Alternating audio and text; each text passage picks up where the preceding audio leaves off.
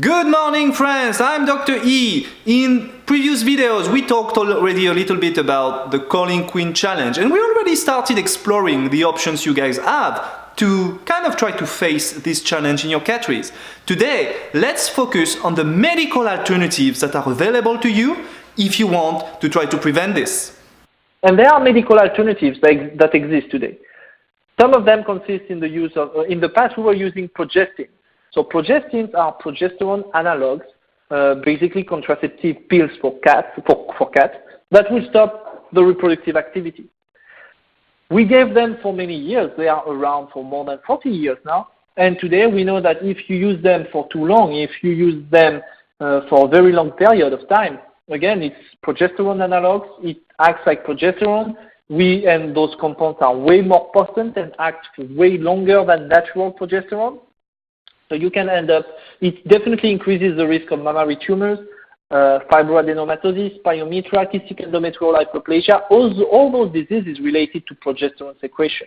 So today we do not recommend to use progestins in breeding queens, especially if you want to use them on the long run, because the longer you use them, the more you might eventually see the side effects.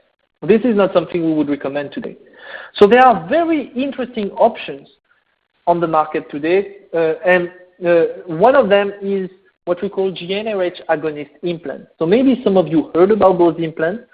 Basically, those GnRH agonist implants will shut down the mechanism, the central mechanism of the reproductive function. It will stop the hormonal production of the hormonal production of the queens, and they will stop cycling. So, interesting alternative. With one implant, sometimes you can stop the reproductive activity for more than 2 years. And the good thing is that it's totally reversible. So it's out there, those implants exist, and there are many publications today on their use in breeding queens and on the reversibility of this product on fertility parameters. The other thing that is also used more and more are melatonin implants. So melatonin implants, there have been a couple of publications last year on this topic.